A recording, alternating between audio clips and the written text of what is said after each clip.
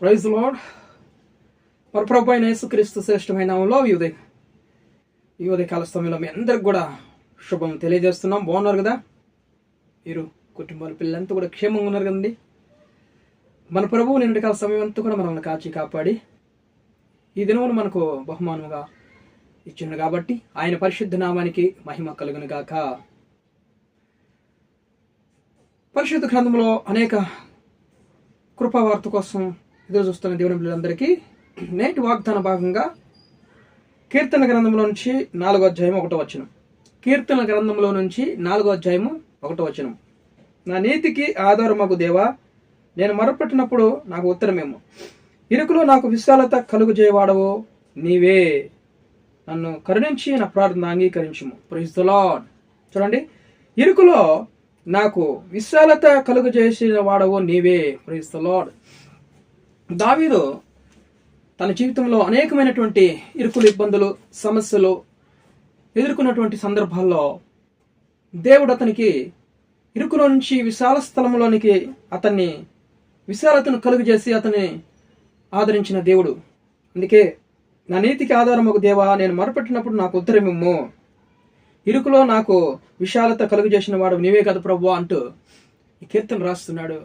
చూడండి, ఇరుకులో నుండి మొరపెట్టినప్పుడు విశాలతను కలుగు చేసేవాడు మన దేవుడైన యేసయ్య ఒక్కడే. హల్లెలూయా. కానీ ఇరుకులో ఉన్నప్పుడు మనము మొరపెట్టడం నేర్చుకోవాలి దేవునికి. ప్రభువా, ఈ యొక్క ఇరుకులో నుంచి, ఈ యొక్క ఇబ్బందుల నుంచి, ఈ సమస్యల నుంచి విడిపించు ప్రభువా, ఎలాగైనా సరే అని దేవుని సన్నిధిలో మనం మొరపెట్టినప్పుడు ఇరుకులో నాకు విశాలత కలుగు చేసిన వాడు ఆయన కాబట్టి దేవుని బిడ్డలందరమైన మన కోసం ఆయన విశాలతను కలుగు చేసే దేవుడు. ఇరుకులో నుంచి విడిపించి విశాలమైన స్థలంలోనికి ఆయన నడిపించగలిగినటువంటి శక్తిమంతుడు ఆయన. సమస్యలు మనకి కుటుంబంలో అనేక ఇరుకులు, ఇబ్బందులు వస్తూ ఉంటాయి కదా. ఉదయకాలం లేచిన చాలా నుంచి కరెంటు బిల్లు కట్టాలి, వాటర్ బిల్లు కట్టాలి, కుటుంబ అడుగులు కట్టాలి, పిల్లలకి ఫీజు కట్టుకోవాలి, ఆ స్కూల్కి అడ్మిషన్లు కట్టుకోవాలి, ఇంకెన్నో కుటుంబంలో రేషన్లు, ఎన్నో మరి ఇరుకైనటువంటి మార్గాలు మన జీవితంలో ఎదురవుతూ ఉంటాయి. ఉదయకాలం లేచించాల నుంచి మనకి ఆ ఇరుకైనటువంటి స్థలాలే కనపడుతూ ఉంటాయి కదండి. ఇరుకు, ఇబ్బందులు వస్తూ ఉంటాయి. అలాంటప్పుడు మనం ఏం చేయాలంటే సొంత ప్రయోగాలు మనము ఉపయోగించకూడదు. దేవుడు చెప్పాడు కదా, నీ సొంత బుద్ధిని, స్వబుద్ధిని ఆధారం చేసుకొనక దేవుని చిత్తానికి మనం లోబడితే దేవుడు సమస్తం మన పట్ల చేయగలడు. హల్లెలూయా. స్వబుద్ధిని ఆధారం చేసుకోకూడదు మనం. 118వ కీర్తన కూడా అదే మాట. చూడండి, విశాలతను కలుగు చేసేవాడు ఆయన. ఇరుకుల నుంచి మొరపెడితే ఆయన విశాలతను కలుగు చేసే మహా గొప్ప దేవుడు ఆయన. దేవుని నామానికి మహిమ కలుగును గాక. 118వ కీర్తనలో కూడా చూడండి 5వ వచనంలో, ఇరుకు నుండి నేను యెహోవాకు మొరపెట్టి తిని, విశాల స్థలం ముందు యెహోవా నాకు ఉత్తరం ఇచ్చెను. చూడండి, ఇరుకు నుండి మరి దావీదు మొరపెట్టాడు.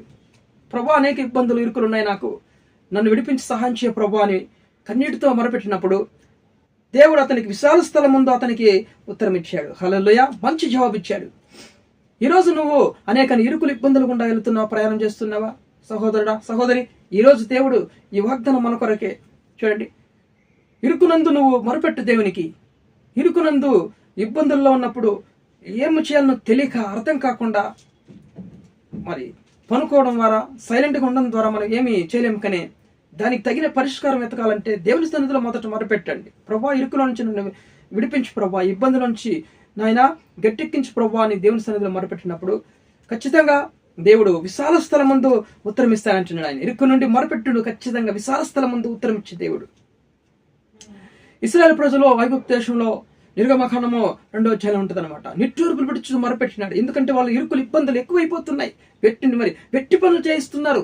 ఆ యొక్క ఫరో రాజు ఇశ్రాయేలు ప్రజలందరినీ కూడా వెట్టి పనులు చేయిస్తూ వాళ్ళు బహుగా మరి హింసించినట్లు మనం చూస్తున్నాం అనమాట. అలాంటి సమయంలో వాళ్ళు నిట్టూర్పులు విడిచి దేవునికి మొరపెట్టారు. వాళ్ళని ఆ యొక్క ఇరుకులో నుంచి విశాల స్థలంలోనికి దేవుడు బయటికే నడిపించేసినాడు. మొత్తానికి అక్కడి నుంచి దేవుడు వాళ్ళ గొప్ప విడుదల కలిగించి విశాలతలోనికి నడిపించాడు దేవుడు. హల్లెలూయా. బయటికి నడిపించేశాడు. అనేకమైనటువంటి నిట్టూర్పులు, ఇరుకులు, ఇబ్బందులు, సమస్యలు వాళ్ళకి కొడతావర వాళ్ళు పనులు చేయకున్నట్టు కొట్టేవాళ్ళంట. అలాంటి ఇరుకుల నుంచి వాళ్ళు మొరపెట్టారు, నిట్టూర్పులు విడిచారు. ఈరోజు మనకు చిన్న సమస్య వచ్చినప్పుడు ప్రార్థన మరియు నిట్టూర్పు ఇవ్వడం మనం మొరపెట్టము, కానీ సమస్య మాత్రం తీరిపోవాలనుకుంటాం కదా. దేవుడు చెప్తున్నాడు, ఈరోజు ఈ సొంత బుద్ధిని ఆధారం చేసుకోక నాకు మొరపెట్టు, నేను నిన్ను విశాల స్థలం ముందు నడిపిస్తాను అంటున్నాడు. నీకు ఉత్తరం ఇస్తాను అంటున్నాడు. నా నీతికి ఆధారమగు దేవా, నేను మొరపెట్టినప్పుడు నాకు ఉత్తరమేమో, ఇరుకులో నాకు విశాలతను కలుగజేసేవాడు నీవేయ్యా.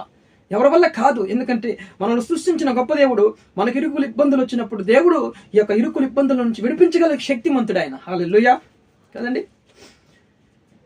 రోగము మనం చూడండి, వ్యాధి వచ్చినప్పుడు హాస్పిటల్కి వెళ్తాం అనమాట. హాస్పిటల్కి వెళ్ళినప్పుడు అనేక మంది డాక్టర్లు ఉంటారు, కానీ సరైన ట్రీట్మెంట్ ఇవ్వక మనకి ఆ యొక్క అనారోగ్య సమస్యను కుదురుబాటు తగ్గకుండా ఇంకా ఎక్కువైపోతూ ఉంటుంది. ఎందుకంటే దానికి సరైన ట్రీట్మెంట్ లేదు. మంచి డాక్టర్కి వెళ్ళినప్పుడు దానికి తగిన ట్రీట్మెంట్ ఇచ్చినప్పుడు వెంటనే ఆ యొక్క రోగం స్వస్థత కలుగుతుంది అనమాట. హల్లెలూయా. అందుకనే నువ్వు ఎక్కడికి వెళ్ళినా కానీ ఇరుకుల ఇబ్బందుల్లో నుంచి నీకు విశాలత కలగదు. కానీ మనం సృష్టించిన గొప్ప దేవుడు, సృష్టికర్తైన దేవుడిని యుద్ధ మనం నిత్యులు విరుచు మొరపెట్టినప్పుడు ఖచ్చితంగా మనకు విడుదల అనేది దొరుకుతుంది అనమాట. హల్లెలూయా. విశాల స్థలంలోనికి నేను దేవుడు నడిపించి నీకు సమాధానం కలుగజేసేవాడు ఆయనే. ఈ సరిహద్దులలో సమాధానం కలుగజేయవాడు ఆయనే కదా. ఎవరైనా ఉన్నారా ఈరోజు అలాంటి ఇరుకులు ఇబ్బందులు లేకుండా వెళ్తున్నటువంటి కుటుంబాలు ఈరోజు ఉన్నట్లయితే దేవుడు మరి ఇశ్రాయేలు ప్రజలు నిట్టూర్పులు విరుచుతూ మొరపెట్టుతూ వాళ్ళు దేవుని సన్నిధిలో మొరపెట్టారు. దేవుడు ఆ యొక్క ఇరుకుల నుంచి విశాల స్థలమైన బయటికి నడిపించాడు దేవుడు. హల్లెలూయా. ఈరోజు మనం నేర్చుకోవాల్సినటువంటి విషయం ఏంటంటే మనం కూడా దేవుని సన్నిధిలో మొరపెట్టాలి. సొంత బుద్ధిని స్వబుద్ధిని ఆధారం చేసుకోకూడదు. నేను జయించగలనులే, ఇరుకుల నుంచి బయటపడగలనే, ఎలాగైనటువంటి అనేక ఆలోచనలు చేస్తూ ఉంటావు. నీ ఆలోచన ఏది కూడా పనికిరావుగానే నీ ఆలోచనలు వ్యర్థమైపోతాయి. కానీ దేవుని యొక్క ఆలోచన సదాకాలం నిలిచి ఉంటే అని సెలవుస్తుంది లేఖనాలు కదా. కాబట్టి దేవుని సన్నిధిలో మొరపెట్టినప్పుడు విశాల స్థలం ముందు మనకి ఉత్తరం ఇస్తాడనమాట. దేవుని నామానికి మహిమ కలిగిన గాక. ప్రార్థన చేసుకుందాం. ప్రేమ కలిగినటువంటి ప్రియ పరలోకపు తండ్రి, ఘనమైన నామని బట్టి స్తుతిస్తున్నాం. ఇదే కాలస్థమైన ప్రభావములు ప్రేమించి మా నీతికి ఆధారమా దేవా, నేను మొరపెట్టినప్పుడు నాకు ఉత్తరమేమో అయా. ఇరుకులో నుంచి నన్ను విశాల స్థలంలోనికి నన్ను నడిపించేవాడు నీవే అంటున్నాడు దావీదు ప్రభా. నాయన ఇరుకు నుండి మొరపెట్టగా విశాల స్థలం ఉత్తరం ఇచ్చే గొప్ప దేవుడు ప్రభా. ఎందుకంటే మమ్మల్ని సృష్టించిన దేవుడు కాబట్టి సమస్త వెరిగిన దేవుడు తండ్రి. ఈ రోజు నాయన ఎవరైతే నాయన ఇరుకులో నుండి ఇబ్బందుల నుంచి ఆయన నిట్టూర్పులు విడుస్తూ మొరపెడుతున్నారో వాళ్ళ జీవితాల్లో నాయన గొప్ప కార్యం జరిగించండి. అయా విశాల స్థలం ముందు ప్రతి ఒక్క కుటుంబానికి ఉత్తరం తెచ్చే తండ్రి నాయన. అయా విశాల స్థలం ముందు నాయన ఉత్తరం ఇచ్చే గొప్ప దేవుడు తండ్రి నాయన. విశాల స్థలంలో నడిపించి బిడ్డల్ని కాపాడండి. ఉద్యోగం లేక నాయన ఇరుకులో ఉన్నారు, వ్యాపారం లేక ఇరుకుల్లో ఉన్నారు ప్రభా. వివాహం కాకుండా ఎంతోమంది ఇరుకుల్లో ఉన్నారు ప్రభా. నాయన గర్భం లేకుండా ఎంతో మంది ఇరుకు ఇబ్బందుల్లో ఉన్నారు ప్రభా. అనారోగ్య సమస్యలో ఇరుకులు ఇబ్బందుల్లో ఉన్నారేమో వాళ్ళందరినీ కూడా నాయన ప్రభా సహాయం చేయండి. ఆ ఇరుకుల నుంచి నాయన విశాల స్థలంలోకి నడిపించి గొప్ప కార్యం జరిగించండి.